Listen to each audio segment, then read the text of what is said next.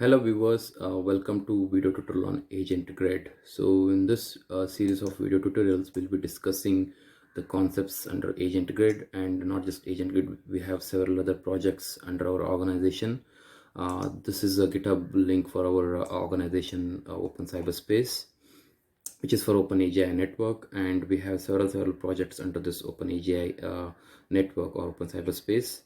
One is the AI grid, agent grid, and several other projects.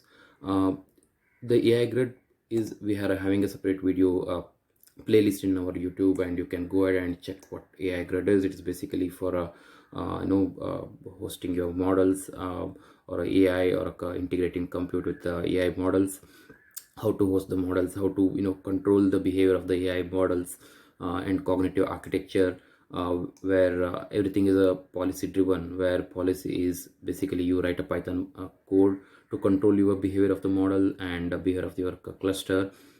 So those policies will take effect and they will control the behavior of the whole entire AI grid. So I request you to go ahead and check the video tutorial on AI grid in a separate playlist. And in this video tutorial we'll be mainly discussing on AgentGrid. So you can check the individual GitHub link or resource page here. So let me just open what is AgentGrid. So AgentGrid is an foundation for Open Agentic Web. It's a Gen 3 agentic architecture where it subsumes, meaning it has a strength of Gen 1 and Gen 2. What is Gen 1? Gen 1 is AI agents, autonomous intelligent entities, and Gen 2 is a multi-agent system or a distributed problem solver. So basically whatever the drawbacks of limits of Gen 1, Gen 2 is there, so that is what overcome by Gen 3 architecture. So what is Gen 1? The Gen 1 is basically solves as a lone agent, whereas Gen 2 it organizes coordinated teams, meaning several agents can be coordinating together to form a team and solve a problem. Whereas AgentGrid, which is a Gen 3, it operationalizes a decentralized society of agents or internet of agents. What is decentralized? There is no central authority. So for a moment they will several agents will now talk to each other and cooperate and coordinate to form a team and try to solve a goal or try to solve a problem. So basically billions of interconnected agents that they can discover each other, they can negotiate their terms, form an ad hoc collaboration and exchange knowledge and coordinate action across open environments. So the key idea of the AgentGrid is a foundational infrastructure. It is not just this alone will be a part of Open Agentic Web. It is just one foundational project, and several other projects will club together to form an Open Agentic Web. So it's a foundation for Open Agentic Web, enabling agents to pursue individual as well as collective goals. So several agents will have their own individual goals as well, and when they collective work as a team, they will have a collective goal as well. So basically AgentGrid will help in accomplishing those tasks.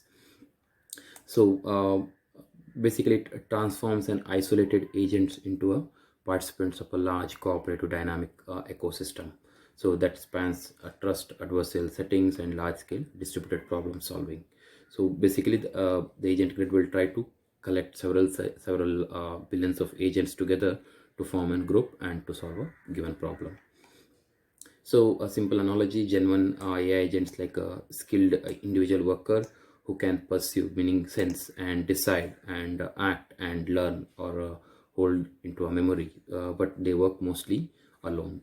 Whereas Gen 2 is like a project team, several workers with different roles like a project manager or a team lead, tech lead, something like that, right? So you will have planners, doers, verifiers, executors. So several team members will be available with their own roles, and they will coordinate together to solve a shared problem. Whereas in AgentGrid, which is like a civilization, you will have a billions of people, organization, individual team within the organization, several services will be there. So all they interact freely, forming an organization or a coalition and negotiating contracts within them, delegating the tasks, sharing the knowledges, and competing within themselves, and also collaborating and at scale. So no central authority, no central control will be available, yet they work as a society with functions through a shared norms and infrastructure and government. So you can think AgentGrid as a civilization of AI agents, a digital society where diverse agents can meet, trust, collaborate, and evolve as a collective intelligence. That's what the AgentGrid is all about. So I request you to go ahead and read the complete article on our AgentGrid. What is AgentGrid delivers? Basically, it helps in discovering communication systems, open protocols, trust, identity, exchange, economic exchange. So several capabilities of AgentGrid is available here, and also the core building blocks. So AgentGrid is a constellation of several our other projects like AIOS, Policy Grid, Open Arcade, Service Grid. So for all this we have a link in our GitHub, so you can just go and check their individual projects. And to know more about Gen 1 and Gen 2, so you can read about this. So what is Gen 1? Basically, it's an intelligent entity with a degree of autonomy. So it will not complete autonomy. It has some limitations in autonomy. They can pursue the environment, reasons, plans, and decide what to do, acts through tools, learns or updates the states from the feedback that it has received to pursue the goal under consideration. Whereas multi-agent system Gen 2, you can think of it as a distributed problem solver where each agent has incomplete information or capabilities for solving a problem, but yet they have a limited viewpoint. There is no system global control. Data are decentralized, computations are asynchronous. Each agent owns a role, so they will have a role like a planner, doer, verifier, broker, executor, things like that, and speaks a protocol. They have a protocol so that everyone can understand, and trade-offs, they'll have their own trade-offs like speeds, quality, cost. So all those things will be available in mass. They use the LLMs as their brain, tools for actuation and policies of control. The interactions within the mass, either it can be cooperative or selfish. So what is cooperative, selfish? Cooperative or selfish. So the agents can share a common goal, and they can pursue their own interest as well. So when it is about common goal, right, it is like they have to cooperate basically. And when they are pursuing their own interest, so basically they are being a selfish. So it's like in free market economy. So like you are being a selfish, it means you are a part of a free market economy. So in cooperative situations, agents collaborate to achieve a common goal shared between the agents, and alternatively the goal of a central designer who is designing the various agents. And the interaction between selfish agents usually uses a coordination technique based on the auction system, meaning agent can say, hey, I want to do this job. They can auction themselves because they have their own selfish motive as well, right? So to fulfill their selfish motive, so they will try to do an auctions and other sharing mechanisms. So the multi-agent system Gen 2 can be seen as orchestration as well, where there is a predefined script or a plan and a conductor. It is not necessarily a central authority, but it is just like a design time imposition. So you needed it because of the plan that you have. And there will be fixed agent roles and capabilities. Predefined communication protocols will be available. Known environment and parameters, and a goal aligned reward structure will be available. So because of this, we can think that as an orchestration as well. So the global behavior of this system reflects designer's intent more than an agent's spontaneous decision. So designers are already planned. So because of that, it acts as a system, but it's not an spontaneous decisions of the agents. So even if the system is distributed at runtime, the behavioral envelope is set in advance. The goal of the orchestration, the behavior of the orchestration is already set in advance because of the predefined script or a plan. Agent interact with designer defined constraints, and emergent behavior often means an unexpected combination. If any new behavior comes up from the system, that is an unexpected because it is not according to the script or a plan of the orchestration behavior. So you can learn more about MS, like what is their core primitives, limits, and when to use all those details in this documentation. And to know more about Gen 3, which is a AgentGrid, you can read in the subsequent sections, where it is a foundation for Open Agentic Web, a decentralized network of distributed interconnected agents that communicate, coordinate, and contract and work together to solve a problem in a distributed manner across broad and heterogeneous yet shared environment. So it is not like an orchestrator where someone has a plan already or a script already. They will create their own plan or a structure. So they pursue their individual or collective goals of a larger society under multi-agency shared norms, policies, and shared guarantees. Instead of operating as a isolated models or a systems within the agency, agents in the agent grid are nodes in a larger cooperative or a dynamic ecosystem. So here emergence is a possible thing, because whenever some new thing appears at a system level, you could not fully predict it just by looking at the parts in the isolation. Meaning, when agents are separate entities, you will not be able to identify how they behave. But here, when they are coordinating together, new things can come up in between. So emergence is a novel global pattern and behavior of this system Gen 3. So you can read more on Gen 3. So agent grid has a choreography where it plans, structures its behaviors of sub-agents, things like that. So I request user to go ahead and read the full article to understand the Gen 3 agents, as covering everything may not, it might take more time for me. So I'll go ahead and directly go to jumpstart my tutorial. Right now, in this tutorial, I'll be discussing the serial agent or a sequential. We'll discuss several agent workflows. In that, the first being a serial agent workflow. So in this video, we'll discuss the serial agent workflow using open source AgentGrid SDK. So to understand several patterns available in agentic architecture, so I request you to go ahead and check these links to understand several video patterns available in agentic world. To describe the agentic grid in a very high level, so it is not like component wise. I have not given a diagram, but it is a very high level diagram of agents is present here. So basically, the agents will have their own messaging backbone. The agent grid has their own messaging backbone, where in the messaging backbone you have a config server. You can put some configurations to control the incoming messages, like a rate limiting kind of thing. And you have sub buffers, message buffers, where if they are accepted by the rate limiter, those messages will sit in the message buffer. And it has a internal organizer, priority organizer, so you can write your own policies. How basically everything is a policy driven, so you can write your own policies how to give a priority to those message buffers. So once the message buffers are prioritized, so they will be taken by the agents, and they will work on the problem statement of the priority messages. So agents will have the agent resource management. They will have their own load balancer, resource allocation. They are, like we have seen this in AI grid. What is the load balancer?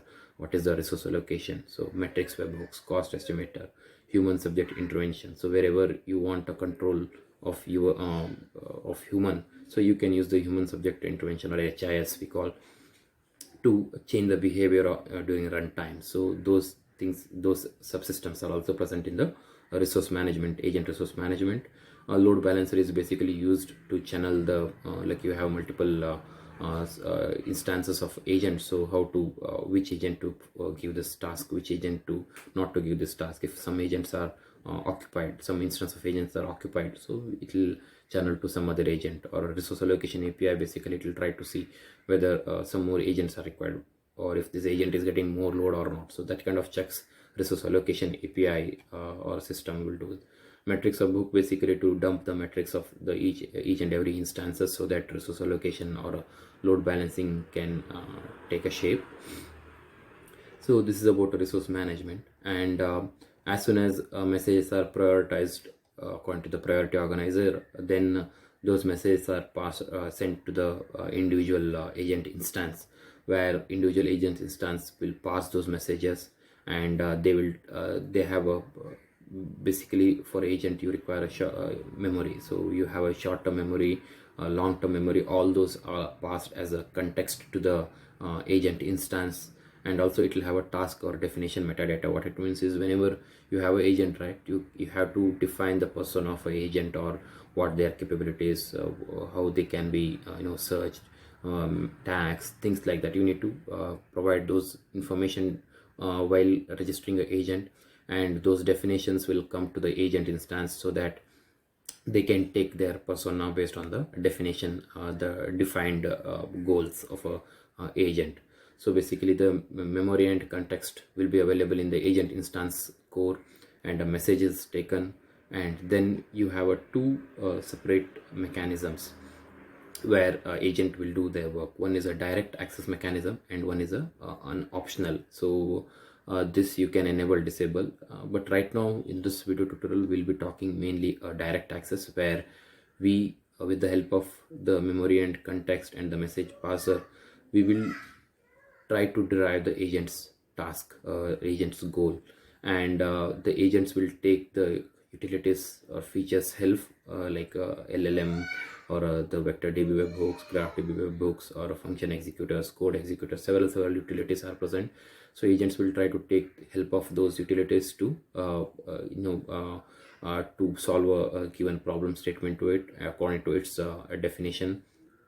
And whereas this is a pure gen 3 where operational planning and selection, like what this agent has to do, all those things will be planned. Planning is required, planning through intelligence reasoning powered by LLM, a repository of reusable workflows and behaviors. All those things will be available for the agent, and agent will decide what to do based on the incoming messages and the already available intelligence and the workflows. So that is it's a gen 3, pure gen 3 kind of components present in this. And right now we'll not be discussing this. We'll once we are done with all the patterns in direct access, then we'll be jump starting with the gen 3, pure gen 3 behavior of a agentic platform. So this is about agents, and agents to agent communication will be required, because when we are solving a problem, we might require multiple agents, and those agents has to communicate with each other such that they deliver one agent output will go to second agent, and it will try to churn out the first agent's output to form a final goal. So for that we require a communication within the agent. So we have three mechanisms of communication. One is peer-to-peer system, delegation system, and a direct communication. So what is each? So a direct, first is a direct communication, which uses a RESTful. So agents communicate via a standard REST API call. This is a point-to-point, meaning agent 1 directly communicates to agent 2. So, and also this is used for asynchronous interaction, meaning it provides async response immediately. It's like a fire and forget, meaning agent 1 gives information to agent 2, and it doesn't wait for agent 2 to finish. It will simply fires the trigger to the agent 2 and forgets it what it has triggered, and it will move on to do its subsequent task. So you use this direct only when you require a fire and forget kind of a scenario. Whereas the peer-to-peer, so this is a NATS mesh is available. So we are leveraging a NATS based service mesh. Agents form a decentralized network. This peer-to-peer model allows for a seamless discovery, resilient and high performance, because they are decentralized. They'll be resilient. A single point of failure will not be available. It provides both sync and async responses, where async response is already covered, like it's a fire and forget response, whereas synchronous response is agent 1 will talk to agent 2, and it will not immediately call off. It will wait for agent 2 to provide its output to agent 1. So basically you need the output of agent 2, then only you can proceed forward to do something else. In such cases you require a synchronous responses. And a delegated, a third system, which is orchestrated. It's a messaging routed through a centralized delegation system. You have a centralized authority. This is a decentralized, but a delegation is a centralized authority. The intermediary manages request routing and provides a synchronous responses. A key advantage of this architecture is built-in observability, meaning the communication, whatever is passed here, right, they will be stored, persisted in database, so that you can use it for auditing and historical analysis. So it provides only the synchronous responses, meaning you have to get the output, like agent 1 will wait for the agent 2's output. In such cases only you can use the delegation system. So any of these communications agents can use to communicate to the sub agents or other agents in the workflow. So to summarize, you have a direct, delegate, and P2P. A direct delegation provides a request response, and P2P provides a hybrid where it provides both fire and forget and request and response. So in the fire and forget, you have a non-blocking, whereas in the request response you have a blocking behavior, and flexible. So it's based on the non-blocking and blocking behavior of the based on your requirement, whether it's you want a blocking and non-blocking, both are present in the P2P. Before moving on to code explanation, I just want to showcase the folder structure for this notebook demo. So you have a codes related to agents, then you have the notebook files, and you have a registration files. So whenever I want to show with the different patterns I have, so I'll be using different notebook files available in the guide section, and all the codes are present in the agent code section, and registration files like how to register agents, how to deploy the agent, how to remove the agent, how to do inference request, all those are set up in this particular agent registration. So let's go to the code section. Code section, you would see three folders mainly: agent LLM, agent SDK, and agent search. These are three different packages available in AgentGrid, which we'll use for doing agentic activities. And we have different code files here, which is like for different pattern we'll be using this files. So let's go to the sequential pattern. So you have an agent LLM interface. So what this LLM interface helps us in is, let's say you have a deployed AI model in AIOS using AIOS backend, or let's say you have a third-party models like OpenAI or Gemini. So to talk to those models, you require an interface. So that's what the agent LLM interface will provide. So we can use those agent LLM interfaces to interact with the AI models, and with the help of this interface, since we are using a DSPy library, which is a declarative self-improving program library from Stanford NLP. So we'll be using that library to do agentic agentic code, and we'll make sure that this DSPy, because for DSPy also requires an LLM interaction, right? So that will use this particular library to interact with the LLM models, be it deployed model in AIOS or be it a third-party model. We'll make sure that DSPy uses this agent LLM library or interfaces to talk to the models. So we have I'll walk you through all this, how they are connecting and all in the code examples. So orchestration and communication. So we have an agent SDK. So agent LLM interfaces for interacting with LLMs.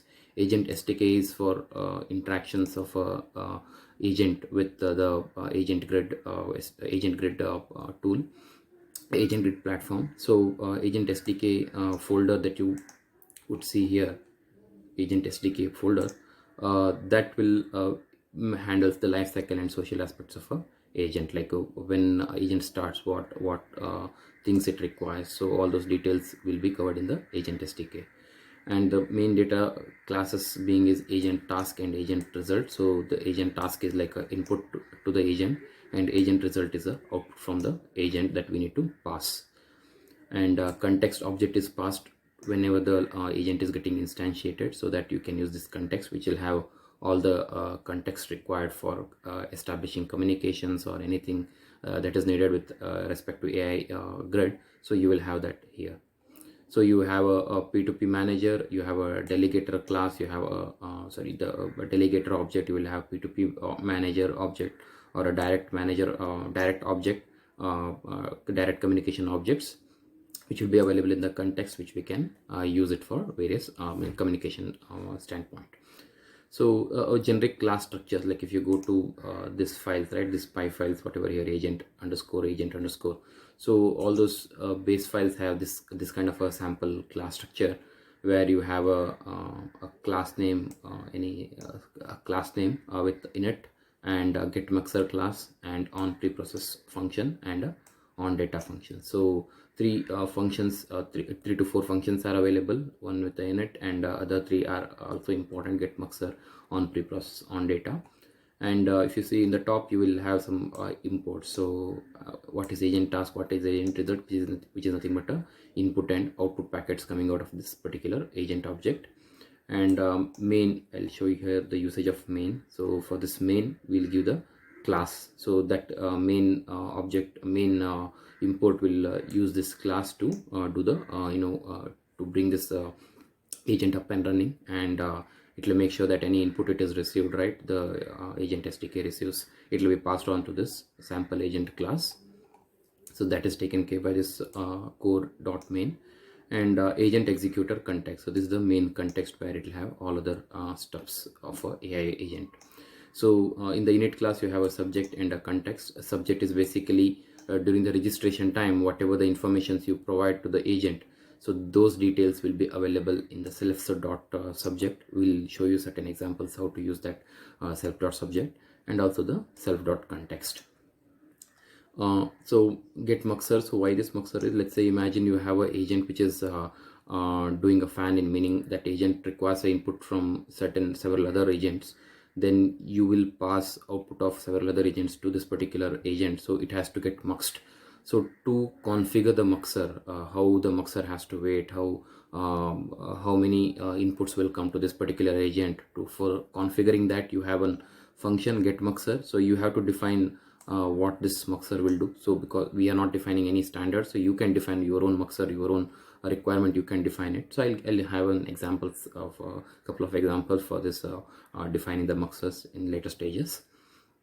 And you have a on preprocess function. So if you look at this the class structure, right, it will remain same as that of the AI grid. So if you have watched our videos on AI grid related to how to onboard a model using, let's say, VLLM library or a Llama CPP or a transformers, so we would have walked you through similar class structures where init, muxer, on preprocess, on data functions will be there. Here also on preprocess, we are also trying to maintain the similar class structure. So on preprocess is mainly for any pre-processing task that you want to do before the agent does actual processing. Actual processing will happen in on data, and on preprocess is where you want to do some pre-processings. So right now, nothing much we are doing right now in the pre-process. Muxer will do muxing operations. Let's say if it receives 3 to 4 sub agents in output, and it will mux it, and it will create a packet, and it will send to the on preprocess function. And then on preprocess function, if it wants to do something related to that structure, it can do it, or else it can pass like that as an array of agent task. Like see here, the input is agent task and output is an optional and a list of agent task. And since this is a list of agent task, so for each item in the list, it will iterate and it will call the on data function, and in the on data function it will pass one agent task. So if you are sending 2 agent tasks, a list of 2 agent tasks, then on data function is called twice, and for each call it will send the one agent task, and the outcome of this particular function is a agent result class object. So here doing some small nothing much in the sample example, but when we are going to the main examples, I'll show you. But here basically in the task there is a job data, and in that job data there is a dictionary which is having a text as a word key, and I'll just take that word and I'll just make an upper of it, and then I'm just checking if context dot subject ID. So we have a context here. In that subject ID field, if that subject ID is upper 002, it is just the one name given to the agent. So if it is a uppercase 002, then I'll do something. If it is not, I'll simply return. So here it's a dummy example for time being. So if it is upper to, what it does is I have like some communications, like it's a P2P manager being used, a delegator function and a submit function is being used. If it will talk to the upper 003 next agent basically. So it will send a communication text equal to task data that I'm sending is again a key with a text, and whatever the upper text and hello world. Like if say you send a hello, I'll say hello plus world, and the hello being a capital, completely capital, and I'll pass on to the next agent, which is a subject ID with 003. and I'll send and wait synchronous. So I have to wait for the output here. And if you want to do something with respect to delegate, right? So delegate, submit, and wait function is there. I'll be sending to 006. Basically, you don't have to worry about this content here. So they look like almost similar from P2P manager to delegator to direct, right? So they look almost similar. So that's what we are like. We are sending a session ID here, and we are creating a task.I. I mean the same task ID will be passed, and the task data again text equal to out. So it can be like out plus world as well. We can send it. So similar thing I'm doing here, out plus world. Sorry, it's not a. It's supposed to be the out word. It's not a string out. So basically this is how we'll call next agents by sending this way. So this is an example. It's not, I'm not going to run this or anything. And if you want to return some useful data back to the agent function, right? So we need to send task ID. We should send a job output of x. Op of x is nothing but whatever the return from this particular function, send and wait sync. And metadata, you can send any other metadata if you want, or if it is an error you can send it true. If it is not an error, you can send it as false. So here I'm sending, if there is an exception, right, I'm sending is error equal to true, and error data also you can pass, so that this will be logged properly. So this is a basic example. So I'll not be able to run this because I don't have any it's not a useful example for me. So this is an example. So let's go how the flow is. Like, you need to understand how to start an agent and how to deploy agent, how to run an agent. So all those things you need to understand. So the flow is, use this base class as a template class, and you do any modifications like what you want to do or anything related to that using you use your AI models to do, like basically LLMs, to do any inferences. You can use the DSPy library. You can entirely use DSPy library. It's not like you have to use our agent LLM itself. So you can use any other agentic library. We are not restricting it. And right now we are interested in using DSPy because it is a declarative. I just have to define my signatures and modules, and I don't have to do a lot of prompt engineering for my module. If you are doing something with respect to training, you want to do optimizations, right? So without a prompt engineering, you can use optimizers present from the DSPy library by giving some the input and output, so that the DSPy will tune how to talk to LLM to get this kind of output. So it will tune itself. So you don't have to write you don't have to work on a prompt engineering basically. So you can use any library. So we are, in all our examples, we'll be showing you the samples from DSPy library. So use the communication entities to pass on the result to the agent or to the next agent. So whatever you want to do, you can use the communication library, communication entities, and build the Docker and push the Docker to the registry, because all this has to be run in some Dockers. So we have some examples, and then push the Docker to the registry and register the agent in the registry. So we have all the agent registry. So you need to register this, like what this agent is, what is this persona, do you want to pass on any system messages, you have any requirement on compute side, you want to do you want to pass on any parameters or settings. So all those things, if you want to do it, you need to do the registration process. And also the registration helps us in searching also. Like let's say one agent want to search some other agent, whether this agent is present or not, whether this capability agent is present or not. So to search that, you need to have some registry. So that's why registering of this agent is required. And during the registration, you will provide these details of a Docker as well, and deploy the agent via deployer. We have a separate entity known as a deployer, which will take care of talking to Kubernetes to bring this deployment, deploying this Docker, right, Docker container as a pod. And it will take care of the deployer will try to run certain other housekeeping containers known as executors. I'll walk you through what it does, and then do a inference request to the first agent or agents. Like pass on, you do a request to the first agent, and first agent will process it, and it can pass on output to the second agent, or it can ask second agent to work and get the output, and the output can come from the first agent to the user. So that kind of stuff will happen in the inference side. So we'll since the in this tutorial we'll be talking about sequential pattern, where sequential pattern means there might be multiple agents one after the other, and each agent expects the output from the previous agent. Let's say you are sending an input here. Right now the example that I'm taking is a meeting agenda architect agent, which requires a sequential, meaning the first agent output, basically I'll send, hey, I want to create a meeting for this particular topic.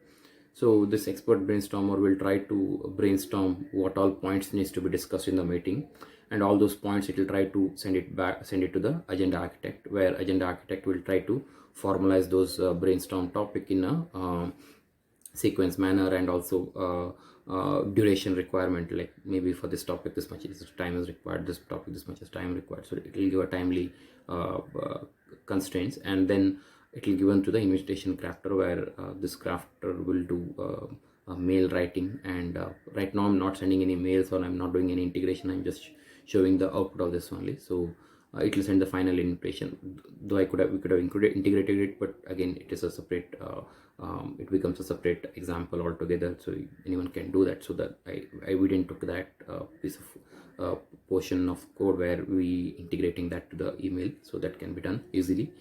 And the final output will be flowing back to the user from the invitation crafter side. So you have a meeting expert brainstormer, you will be giving a meeting goal, a raw text, DSPy signatures are there, process the goal into a structured list of relevant topics, return the JSON state containing meeting goal and brainstormed topic. This meeting goal and brainstorm topic will go to the agenda architect, and then agenda architect will verify the durations. If topic exceeds 1 hour, it must prune the merge items, sums duration compares to limit, adjust format, the timestamps, etc. And then the final output will be sent to the invitation crafter, where it will pulls the goal, topics, timings to generate a professional email calendar invitation. So first we'll go with the brainstormer, how the brainstormer code looks like. So that will also have a similar class structure. So this is a sample agent class here, and you have a init, you have a muxer. Right now I don't require any muxer because it is a very sequential. First we'll talk to the second agent will talk to the third agent. So no agent are taking multiple inputs here, so I don't require a muxer, so I'm passing a none here. And I have on preprocess function and on data function, and rest all functions which are an underscore are in between functions, so which is this on data and on preprocess make use of. So in init function you have a subject and context, and you have a personal default message, system message. So since you're talking to LLM, you require some system messages. So this I'll take it from subject, persona, default, system message. How I am taking this, I'll just explain by taking the registration sample. So I'll go to serial meeting agenda agent, meeting agent. Let me just show you an the brainstormer agent's JSON file. So this agent2.json file is a JSON content that will be used for a registration purpose.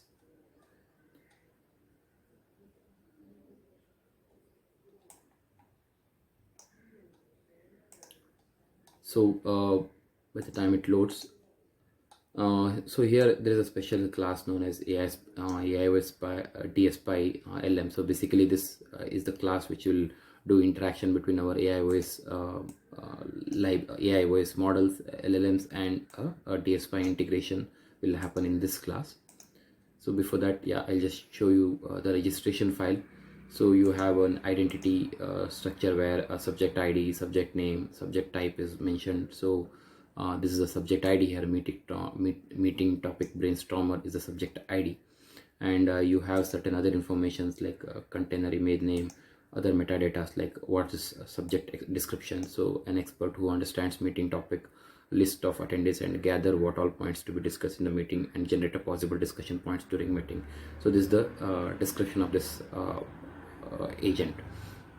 So you can give some tags to it and some traits to it, and subject metadata, it's an assistant, domain is NLP. You can provide the persona, so it's a meeting expert, help meeting organizers to get all the points needed for a discussion in the meeting. The persona of it, polite, concise, focus on factual accuracy, and this is the default system message. So if you see it in our code, I am trying to take self.subject persona dot default message, and this is in persona key and a default message. So this is how you can access all the trades, all the registration data from this particular JSON. So right now this is a default message, and let me go to this particular class. So it is in utils. Let me go to utils, agent codes, utils, dspy.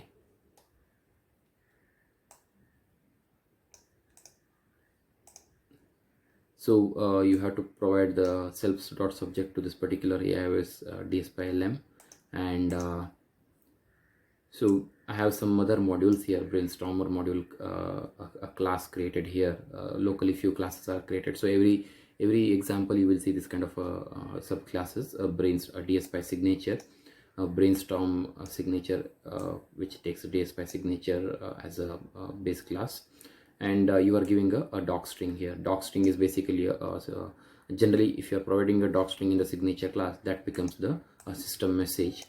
What is the input output field is mentioned here. So dspy input field is the main objective or a goal of the meeting, and output field is a detailed unordered list of relevant topics to discuss.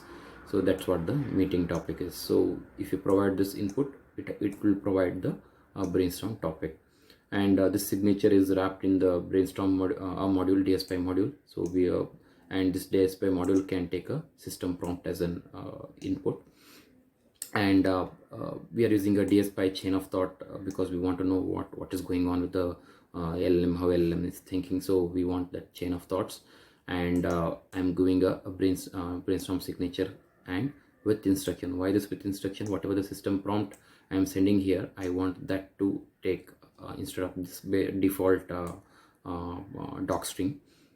So if you want the doc string to be the default system message, right, then you don't require a with instruction. So right now most of the places I'll be using this with instruction, and this system prompt, what I do is I'll generally store it in this JSON file wherever the default system message is there, right?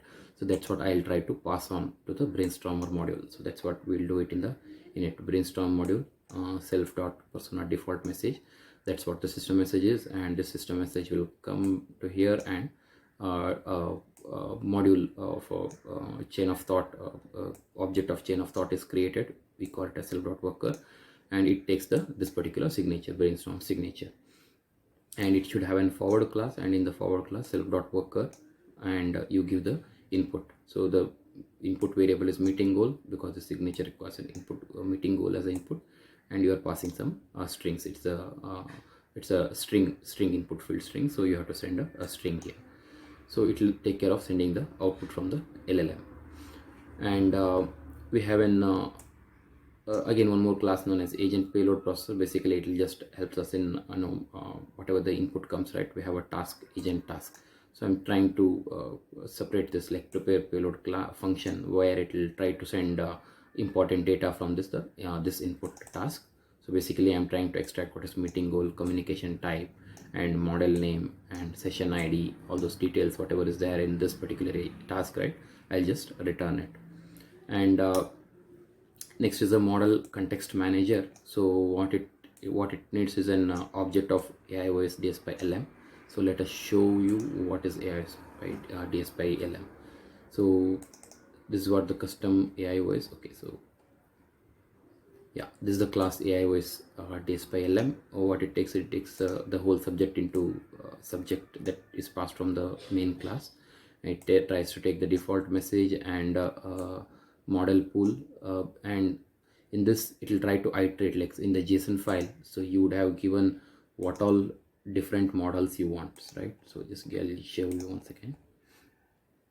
Yeah, so there is one model. So you might have several models. You want this agent to consume several models, and you can tell which model, like, so though you are giving a 2 or 3 models, it can switch the models. It can choose the models of its choice. But if you want to say I want to use for this particular task only this model, that also you can do. So basically you have to tell this agent will use what all models as an array of dictionaries. So right now I'm saying it as a LLM type VLLM, and the block ID. So in AI grid we have something known as block ID. Every model will have a block ID, and the block ID is AIOS colon, and this is the actual block ID. And why I'm saying this AIOS colon is a this is a part of a AIOS, not a third party. If it is a OpenAI or a Gemini, you can hardcore, like you can say it as OpenAI or Gemini colon. Or if you have any other third party integrations, then you have to give those words. Let's say Zia or any other Shakespeare or anything, any other LLM you want to choose, you can give that, and it's under your control. Like we have a DSPy class, right? So here basically I'm doing an if and else condition. If it is OpenAI, what I have to do. If it is in Google, what I have to do. So all those conditions are defined here. For time being, only 2 examples are provided for OpenAI and Google. If you have any other, you just have to modify it here, because every LLM will have every LLM provider will have their own requirements and limitations. So we cannot code for everything, but whatever you want to change it, right? So you can go ahead and change it in this particular class. So yeah, basically we'll define what all models or what all LLM models this agent can take, and in that you will not be using all the models. Whatever the models only you need, you can choose. You can tell, hey agent, for this particular task you use this model. That kind of information also you can pass. So right now this model context manager, it takes the object of AIOS DSPy LM object, and whenever a context is called, get context function is called, it basically makes sure that whenever DSPy does some inference, it will set that particular LLM, whatever the model name the user is passing, right? That model name it will take, and it will set the context to the DSPy. So basically DSPy settings.context is if you do this, whatever the DSPy do a inference, it will use that particular model. So it's a facility from the DSPy. You can basically setting the global model required by you in the get context function. So I have a object agent payload processor, and I have a model context, and and also I have an agent config.yaml. So this basically is an YAML which tells for which use case what agent, who is next agent, who is previous agent, kind of information will be available here. I just show you the structure. So for all the use cases I have updated this. I'll show you, just give me a minute. Agent code.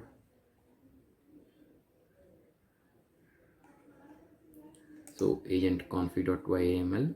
So it's a plain YAML file. So instead of me hard coding it in the py file, I have put it in a YAML file, so that since this let's say this is a brainstormer agent, who is the next agent, that kind of details are written in this agent YAML file. And I don't require a muxer, so it is a none. And in on process I don't want to do anything, so I'm just taking the if text is available in the job data, I'll just I'm not doing anything. If there is no text, right, so I'm just returning none. It means a text has to be passed. If no text is there, so I'm not returning a none, and since it is a none, on data will not be called. Maybe error is sent back to the user. So if text is there, so I'll just wrap it in a task array, and I'll pass on that array to the agent agentic grid. So agent grid code. And in on data function, task which is of agent task will come, and I'll try to call my prepare input function, where it calls the payload processor, where it will break down this task into whatever this code, rest of the code requires. So it requires a meeting goal, it requires a communication type, model name, and session ID. And then I'm generating an UUID random session IDs for LLMs. Why I'm generating random session IDs are, the reason being is I will be using same model for doing inference from different LLMs, different agents. Let's say we have 3 agents in our case, right? So expert brainstorm agent, agenda architect, and annotation crafter. All these agents will use the same LLM, and since communication to LLM will not succeed if you don't provide a session ID. You have to provide a session ID with our AIOS based LLM. If it is not an AIOS based LLM, it's OpenAI, then you don't require session IDs. So I'm generating a random session IDs, and I'm passing on that session ID to execute worker function, where in the execute worker function I'll take the width, and this width, what it will make is it will try to get the context of the context from LLM, this class, like whatever you have, right, the get context, it will return in settings of a LLM, sorry, a DSPy.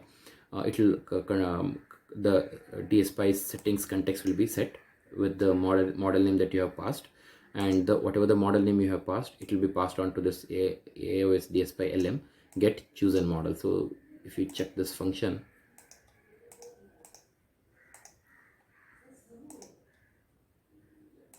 so in the AIOS DSPy there is a get chosen model. If you send a model name, it will send that from the model file. Let's say you have 5-6 models given to this agent, and for this particular communication you require only this model, so that model name is sent, and if that model is available in the pool of models it has, then it will pass on that LLM class. So what is this LLM chosen LLM? It will be basically object of this custom AIOS class here, which takes a DSPy LM as a base class. And here, if it is the AIOS, you will be passing on basically AIOS based LLM. If not, you will pass a OpenAI block or a Gemini block. So so basically with this you are trying to with self-executor worker, you are passing on the input, which is nothing but a meeting goal, and you are sending what model you want and a session ID generated by the LLM. So this execute worker will call with a context, and a context is acquired, and whatever the model name we are sending, right, that model is set as a global model for the DSPy now, and the DSPy model module will do a inferencing forward. Whenever you call self.module, basically it will call the forward function, and to the forward function you are passing the meeting goal, which is nothing but the input. So you have the result here, and from there result dot brainstorm topic, because you have in the signature you have defined brainstorm topic is an output, so that you can access as a dot operation, and you get the topics that is being brainstormed. And now you are creating a state. You want to pass on this output to the next agent. So meeting goal is this, and the brainstorm topic is this. So this is what the output that you will pass on to the next agent. So I'm just dumping it, a JSON dump. I'll do it so that we can pass that as a JSON data. And now determine the next agent. So I'll see what is the next agent from the config. So the config, basically we have like this. So for different use cases we have different agents. So now meeting agent, we'll see meeting topic brainstorm, or the next agent is meeting agent architect. Instead of me hard coding all this next agents, I have just put it in a YAML. So from there I'll take the who is the next agent, and if not next agent is not available, I'll return the output. If it is available, I'll move on. And based on the communication type you have given in the input, right, whether you want to do a delegation, or you want to use a P2P, or you want to use a direct, so that I will use, and I will pass on the output that I have created here, the state, meeting goal, and brainstorm, and I'll pass on to the next agent. So if it is not, so I'll return the op. So basically here why I'm returning the op is this, since I'm passing the output to the next agent and I'm not waiting for the result, so I'll simply return the return type, which is basically an operation. It's basically a synchronous wait, right? So I don't want output from the second agent now.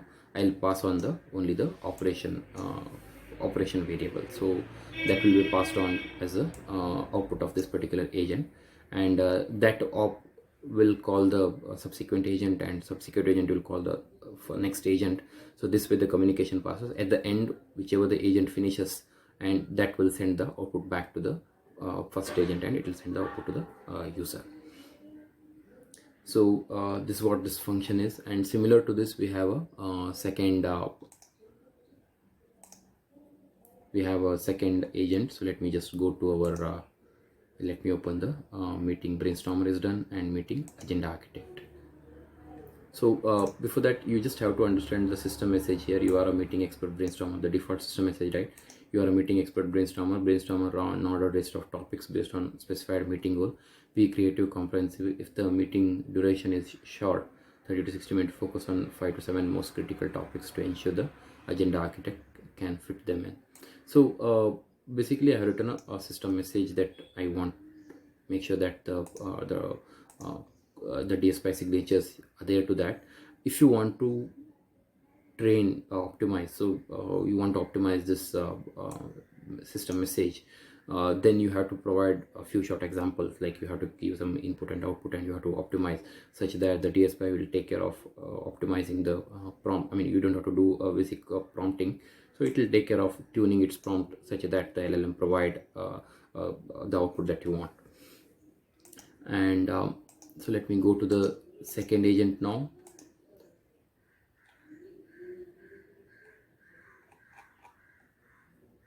So it's an agenda signature. It's not a brainstormer. So brainstormer is here, and it is an agenda architect. Sorry, the meeting agenda. So it also has some the doc string. You are a meeting agenda architect. Basically, this is also available in the default message. So I have kept right now same default message and doc strings are same. There will not be any changes. So if you read it here, it will be the same in the registration time default message as well. So you are a meeting agenda architect. Strict constraints: your agenda must not exceed total duration specified in a meeting, and instructions. And it takes this as an input. It takes this as an input because they are input field, and it has to provide the agenda, so which is an output field. And rest remains the same, so there won't be any changes. Only changes is the forward function will take 2 inputs because we have 2 inputs here, and it will return 1 output, which is the output field. Rest remains the same. Only thing is the JSON loads, because we have got a JSON dumped data, so it has to do JSON load, and from that it has to take the meeting goal and brainstorm topic. That's the only changes. Or else you could have expected a text. I mean, from the text is a string, and from that string I'll try to it's a JSON encoded string, and I require a dictionary, so for that I'm doing a JSON loads here. And rest remains same, almost same, no changes at all. So you have all the same classes like how you have defined in brainstormer class. You will do the same thing here. You extract state, meeting goal, brainstorm topic, communication type model. So only the prepared input function would have changed because it is returning maybe some more outputs, right? Meeting goal, state kind of things. So rest remains the same. So at the end you will pass the payload text, which is nothing but again JSON dump state. So you will add a state. You have a state variable, whatever meeting goal and brainstorm topics are there, right? You have an agenda also added to it, and you are dumping it, and you are sending it to the next agent in either whether user has selected a delegate method or a P2P method or direct method. So with that you are calling. So you are wrapping your input data, the task data field, task data, and also here is a task data, and here we have a job data. So these are the 2 keys available in the delegate method, P2P method, and direct method. So this is a agenda architect, and the third one is a meeting invitation crafter. It also has a similar code, no changes.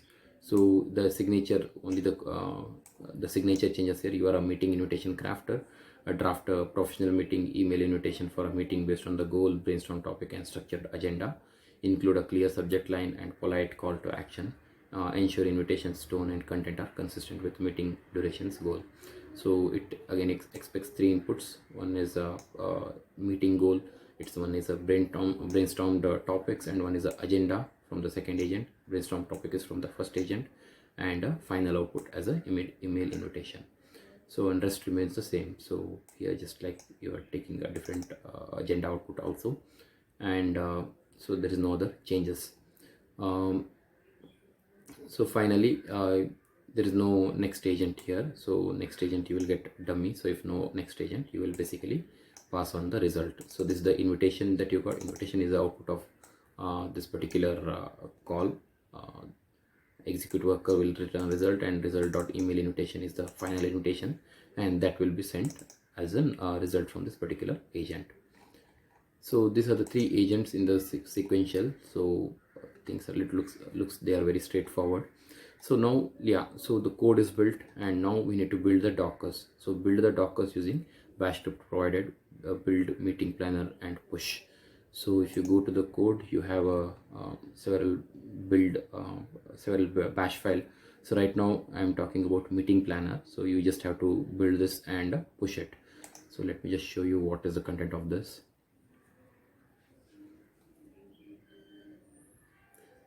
So the structure of this bash file where building and pushing, right, so they remain same for every use case that we'll walk through. So I will not explain again this bash file.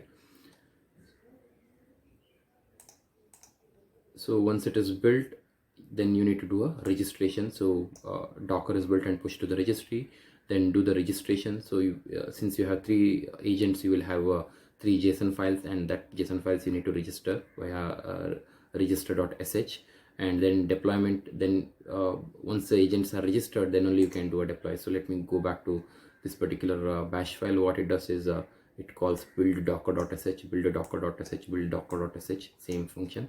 Since we have 3 agent IDs, I'm call their subject ID. I'll send the subject ID, invitation crafter, agenda architect, and expert. And this bash file will take care of building that by passing the py files, whatever the py files are here, right? So that will be passed, and we have a important file here, entry point.sh. So this entry point.sh becomes the Docker's entry point. So for different topic you are passing here, so that entry point will take care of calling that particular Python function. So right now this in the code side, and in the registration side, let me just show you the agent registration in serial meeting agenda. So yeah, let me just show you the entry.sh. So you based on the topic, the meeting, expert brainstormer, agenda architect, or invitation crafter, it will execute the different Python functions. So all the subsequent, like whatever the use cases we have, for everything we will use this entry point, and we'll pass on this different agent names, and it will take care of running those agents. So let me just close this entry point.sh, and yeah, so now in the registration side, you have in every folder, like this is a meeting agenda architect, meeting expert brainstormer, and a meeting invitation crafter. If you go inside, you have a JSON file here, and you have a register agent.sh and unregister agent.sh. So this is for registration, this is for unregistration. So in the registration, we'll just pass on this agent.json to the one endpoint. That endpoint is and for also on registration, you just have to pass on that subject ID to the one unregistration endpoint. So when you deploy your agent SDK, AgentGrid SDK, so when you up a cluster of agent SDK, right? So they will have the one who has deployed it, they will provide you the endpoint details. Generally, only the IP will change when you deploy it. Let's say this is the IP of our current deployment, and this API subject, the root, the URL will remain same. So only thing is the port and the IP might change. It will take the agent2.json.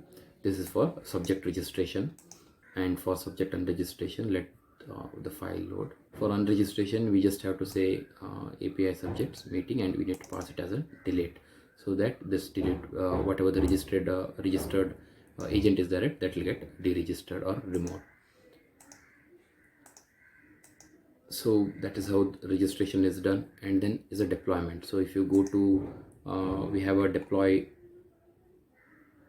agent.sh. So let me just open that.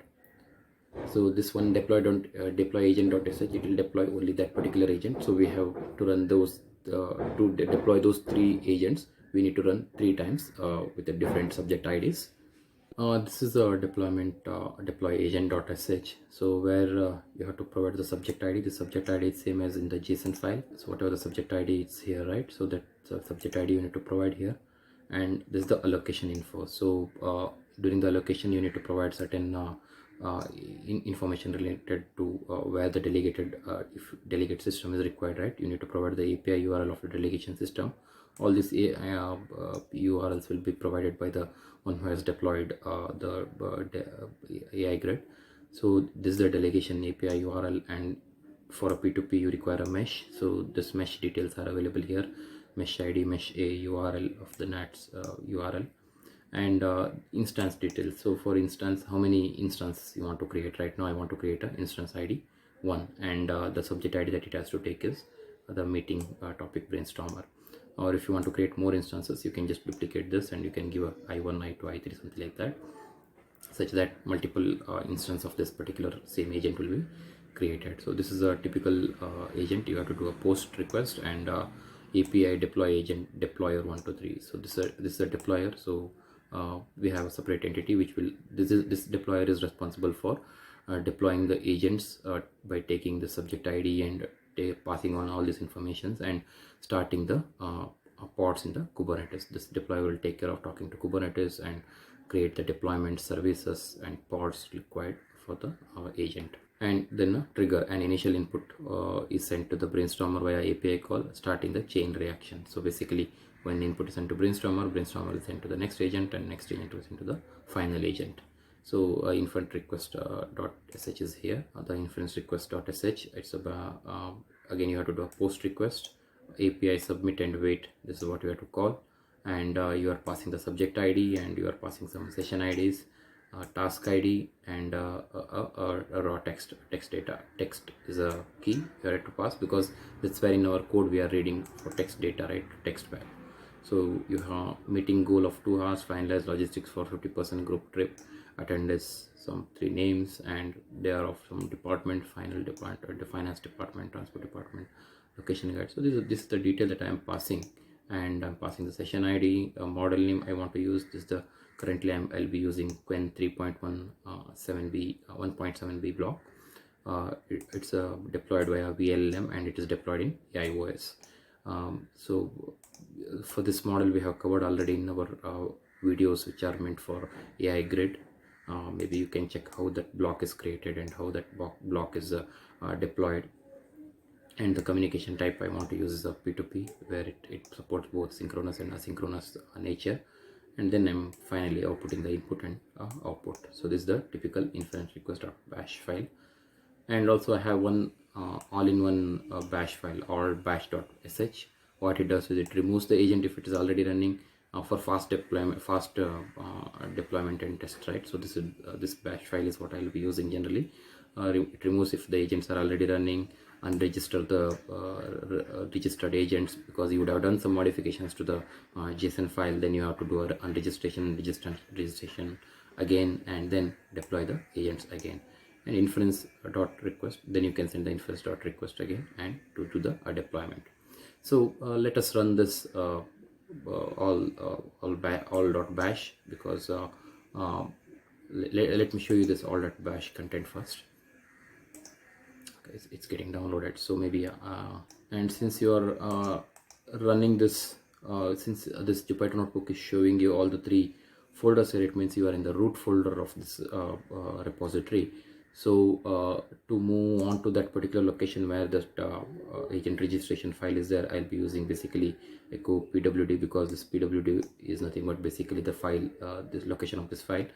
2 steps back I have an agent registration folder, and in that I'll choose one serial meeting agenda agents, and then I'll do a bash run.bash.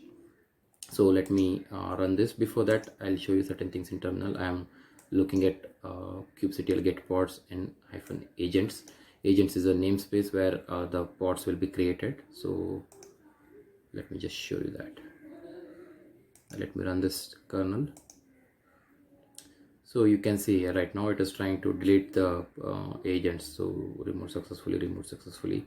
So though there is no agents, but this is a asynchronous response. You have got that it will be removed successfully without any errors, but there is no agents at all for timing. And now there is a sleep operation, because generally to start and stop the pods, right, it will take some time. So better you wait for pod to completely remove, and then you start doing the next steps. So next subsequent steps, once this agent is removed, you would be doing unregistration and then registration and then deploy agent. So before that you have to build also. So building process also, yeah, the building process is also going on.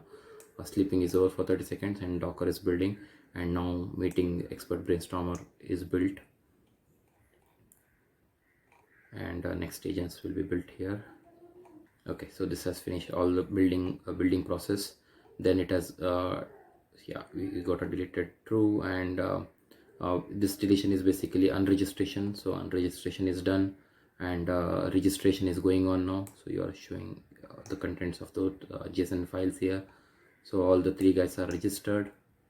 So that finishes registration process, and it has deployed also. The deployment is also done for all the three guys. So these are the deployment data for all the three agents here. So let us look at the pods here. Right now you are seeing 6 pods here basically. So one is executor pods and one is the instances.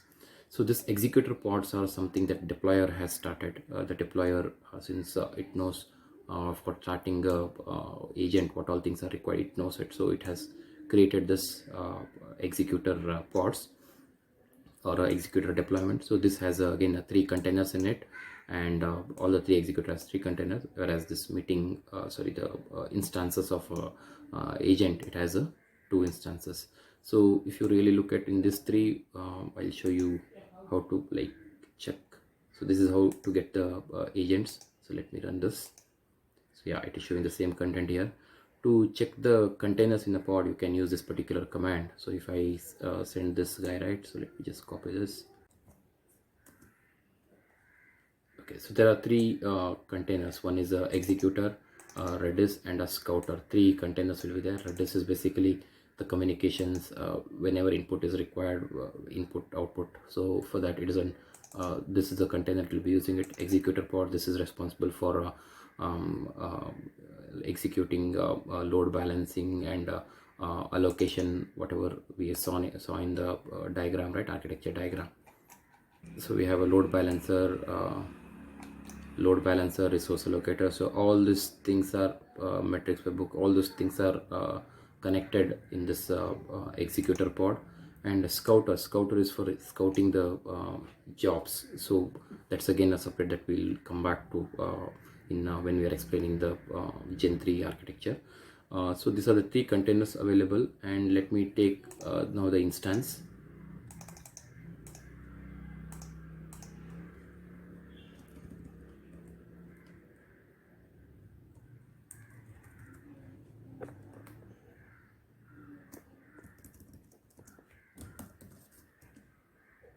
So we have again a Redis and a agent core. So this Redis is being used as an communication, the buffer where executor can pass on to something to this agent instance pod via Redis. So for every communications, we'll use the Redis in between, and the agent core is the actual your code.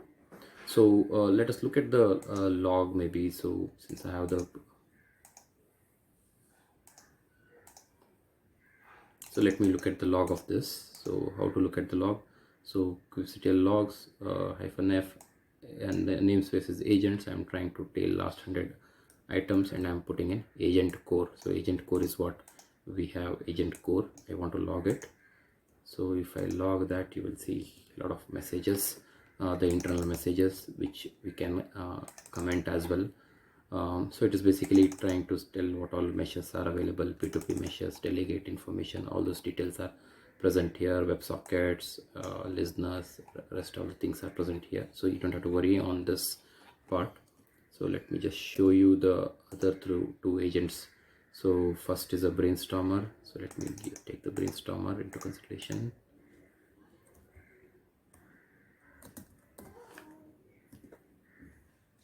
So this is the brainstormer. Next being is agenda architect, and third is the invitation crafter.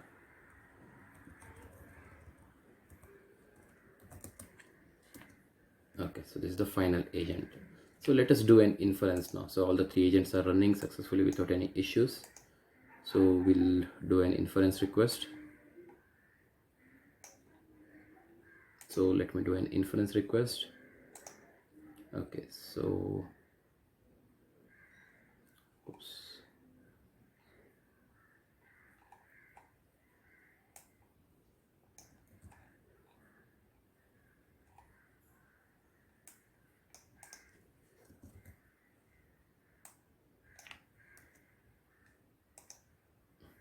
Let's do an inference request. So yes, the inference request has been sent. Let us see the Yes, so here is a input coming to the our first agent job inbox, and this is the data, so where it is trying to send the text in the job data key with the text key, and in that it is sending whatever the we wanted, and the model names and communication types.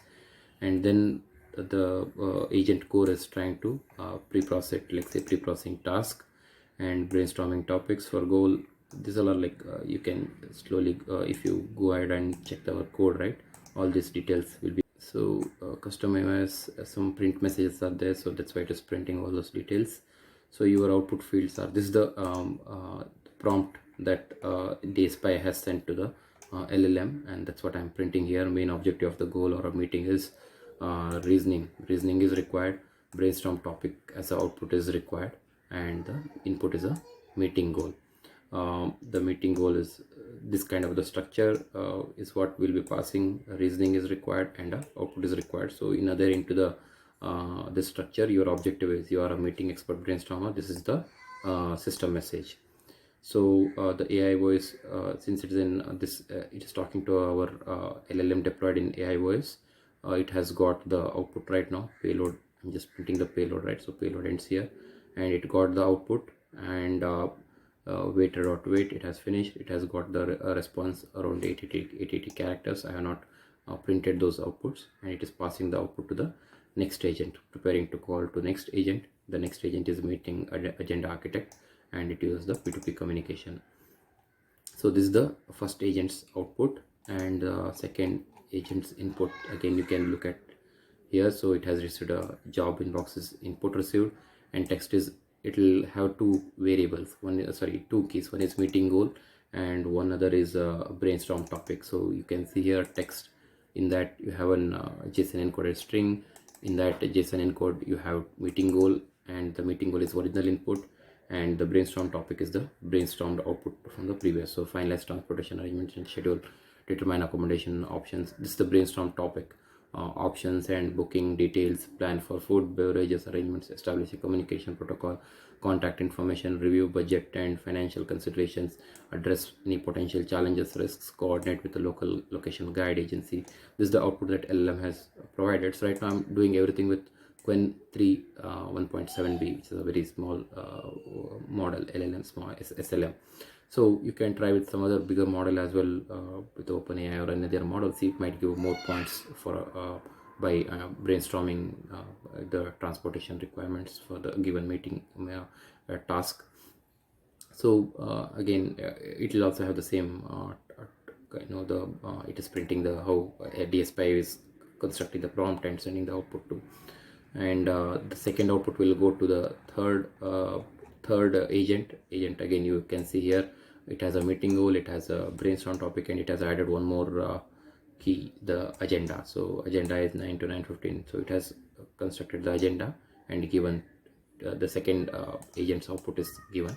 So all this is input to the third agent. Now third agent is again having a structure: meeting goal, brainstorm topic, agenda, reasoning is required, and invitation. Why reasoning is required? Because it all are chain of thoughts, not simply a predict. If it is predict, it will just predict the output, it will not give the thoughts and reasons. So this is the final output. So let us see what output we have received. So yeah, this is the input is a meeting goal for 2 hours, and it has finalized some data like 9 to 9:15, introduction and objective setting, transportation arrangements. This is the meeting email content that it has to send. So right now we have not given any details to this, so that's why it has given a placeholder for it. So this is how right now we have created the build the Docker, deployed the Docker, deploy the register the agents, then deploy the agents and do a inference. And to remove the agents, we can click on this to remove agents. So let me just run this. So it is trying to remove the agents. So if you see here, yes, the pods are getting terminated. So with this notebook, you can do the entire flow for this particular sequential pattern. As we move along, we will show you the some other certain other patterns that we have. We have totally 7 to 8 patterns example stacked up. So we'll go one by one. Thank you for